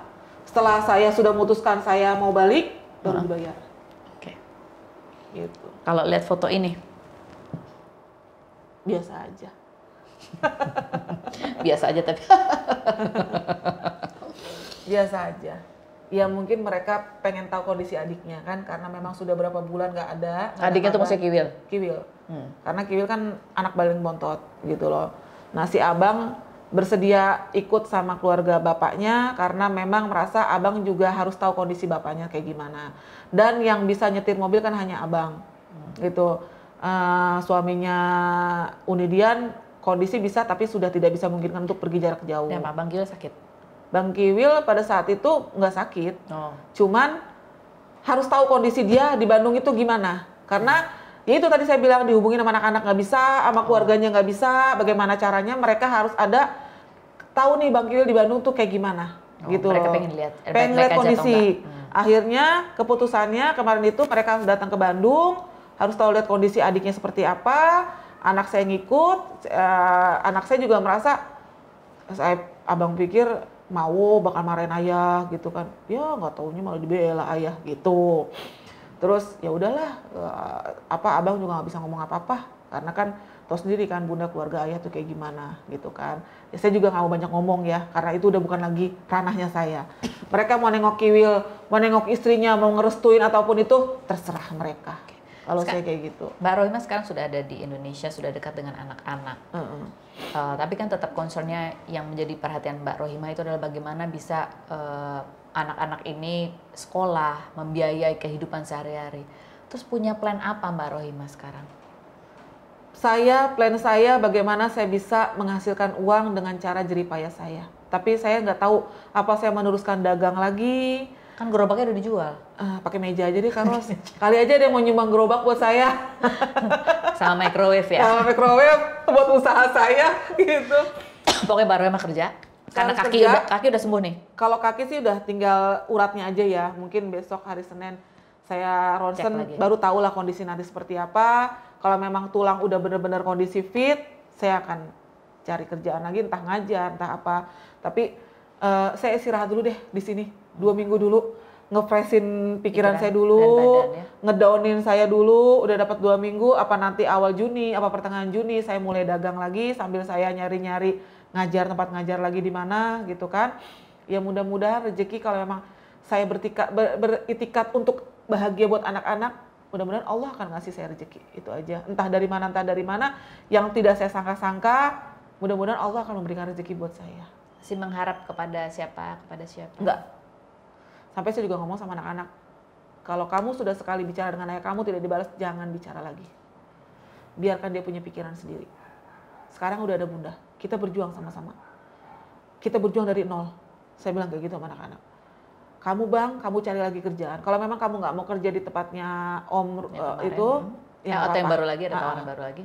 Sekarang kalau kamu bilang ada kerjaan dari teman kamu, silakan. Mau gaji 2,5 juta kek, ambil. Bantu bunda.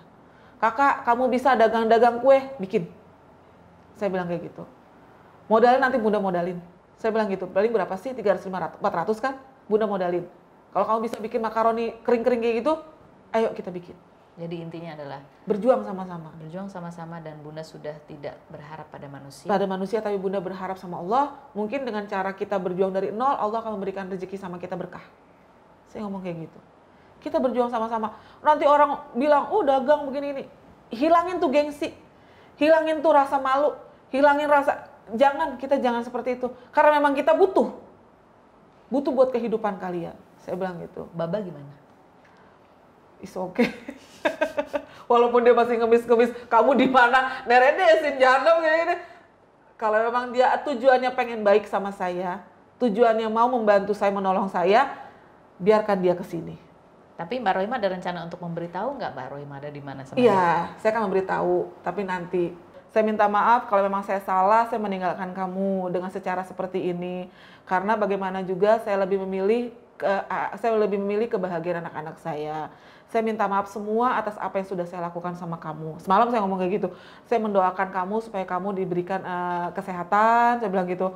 Kamu dimudahkan segala urusan kamu, segala usaha kamu. Saya bilang gitu. Dan kamu bisa mendapatkan pengganti yang lebih baik dari saya. Dia bilang jawabannya apa? Jangan mendoakan saya. Kamu jangan mendoakan saya kalau kamu sudah meninggalkan saya.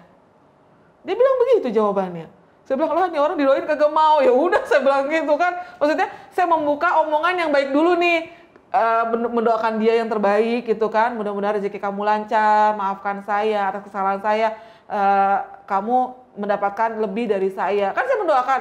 Dia bilang, jangan pernah mendoakan saya. Dia ngambek. Kan maunya Mbak Rohimah balik. Udah terima kasih belum sama dia? Saya bilang, terima kasih semua atas kebaikan kamu terhadap saya. Nah, terus? Dari awal saya datang sampai saya kemarin dijemput sama jandarma, saya berterima kasih sama kamu. Kamu tidak menuntut saya yang macam-macam. Saya bilang kayak gitu. Saya maafkan saya dengan kondisi seperti ini, saya tidak bisa berbuat apa-apa. Saya hanya bisa membalas kamu itu dengan doa dari saya. Saya tidak perlu doa dari kamu, kata dia gitu. Dia pengennya Mbak Rohimah udah bilang I love you belum? Seni Savior. Ben, Seni Savior, Askem Kojam. Artinya? Saya sangat mencintai kamu, suamiku. Ya kita doainin buat Mbak Rohimah yang terbaik. Tapi yang bisa kita pelajari dari perjalanan Mbak Rohimah itu adalah sebagai pengingat buat kita semua ya. Bahwa kita jangan menggantungkan ada manusia. Iya. Masya Allah. Kita menggantungkan semua sama Allah. Dan jangan pernah berharap sama manusia. Nih ya, pertemuan aku dengan Mbak Rohimah ini sangat kita nggak kebayang juga gitu ya. Kita kemarin ke Turki karena salah satu rencananya adalah pengen ketemu Mbak Rohimah, pengen lihat sama suami gitu. Oh, Mbak Rohimah udah nikah lagi nih. Ke perkebunannya gitu kan. Mbak Rohimah udah, nanti aku anterin ke perkebunan suamiku.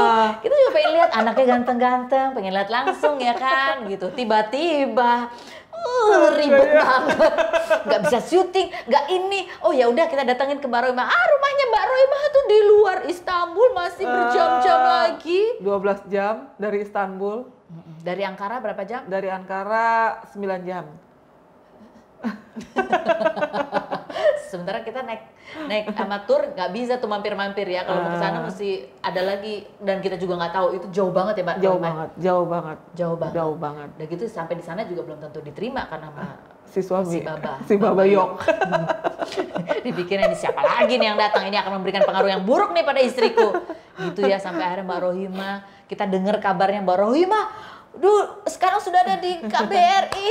Mbak Rohimah, aduh kita jadi bingung lagi ya. Iya, jadi buyar semua rencana-rencana ya. Udah gitu. Yuk Mbak Rohimah gimana cara, tolong Mbak Rohimah mau pulang ke Jakarta gimana caranya? Oke. Kita mau jemput. Wah ribet lagi penjemputannya. Ada banyak dramanya. Mesti ada surat-surat ini, surat itu gitu, karena memang karena negara kan juga maksudnya kedubes tidak mau sembarangan. Siapa yang jemput, siapa yang ini, karena dia bertanggung jawab kan gitu. Nggak bisa sembarangan. Ini banyak harus ada yang bertanggung jawab terhadap keselamatannya Pak Rohimah. Sampai ke tanah air gitu loh. Sampai saya masih di Istanbul di bel lagi. Saya udah nyampe di Madinah di bel lagi. Sampai Indonesia udah bilang. Sampai Indonesia juga saya sudah sampai di Indonesia. Alhamdulillah gitu kan, saya sudah selamat ya. Pak Harli juga alhamdulillah kalau emang udah selamat, saya ikut berdoa semoga Bunda di Indonesia di tanah air berkah sama anak-anak, bahagia sama anak-anak gitu. Amin. Tugasnya sudah selesai ya Bunda, dibilang gitu Pak Harli. Oh, baik sekali ya, baik sekali. Nah, harus banyak hal yang bisa kita pelajari nih. Ada satu tayangan lagi di mana kita ngobrol sama Bunda Rohimah sama Cinta Penelope tentang Cinta Penelope sudah lebih lama menikah dengan orang Turki ya, sudah 2 tahun. Tapi dia udah 5 tahun di Turki, jadi kurang lebih dia tahu seperti apa culture-nya laki-laki di Turki, apa harapan suami-suami di Turki. Turki juga akan ada kota besarnya, ada kota kecilnya, mungkin agak sedikit berbeda, lebih seperti apa itu.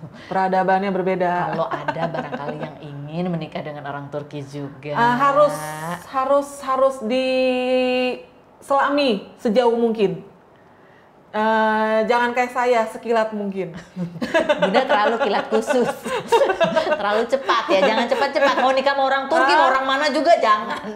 Jangan kan sama orang Turki, orang kita pun, orang Indonesia pun juga sama gitu loh. Jangan terlalu cepat terlalu cepat. Jadi harus benar-benar keluarganya gimana, pribadinya dia gimana, sehari-harinya dia gimana. Harapannya apa, Bunda harapannya apa, dia harapannya apa, harus tahu harus ya. sinkron gitu. Harus tahu, dan pun kalau udah kirim WhatsApp, pastikan dia sudah baca WhatsApp-nya. Jangan sampai tidak gitu. Jangan sampai tidak gitu ya. Ya Bun, terima kasih buat ceritanya Bun. Terima kasih juga sudah mengejar-ngejar saya di Turki. Nelponin Bunda. Bunda gimana pulangnya Bun? Sampai ngejar-ngejar saya, sampai nggak dapat izin, harus dapat izin gitu. Mudah-mudahan bukan gara-gara kita ya Bunda. Bukan ya. Itulah perjalanannya yang kita nggak tahu. Mungkin ini juga jalan yang diberikan Allah. Sudah dikehendaki sama Allah. Perjalanan hidup saya harus seperti ini, takdir perjalanan hidup saya seperti ini, dan saya tidak menyesal. Saya hanya berpikir inilah perjalanan hidup saya yang memang sudah dicatat sebelumnya di Lauh Mahfudz seperti ini gitu loh. Jadi saat ini saya menjalani kehidupan saya sama anak-anak yang baik-baik aja dulu, dan saya benar-benar berjuang. Aku sama anak-anak benar-benar berjuang.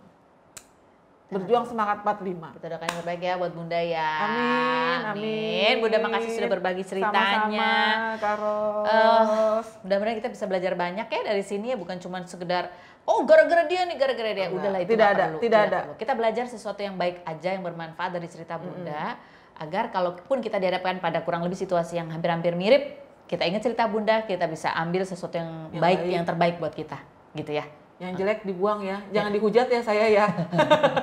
Silakan minum Bun. Iya. Spill the tea, jangan lupa subscribe ya. Aduh, bismillahirrahmanirrahim.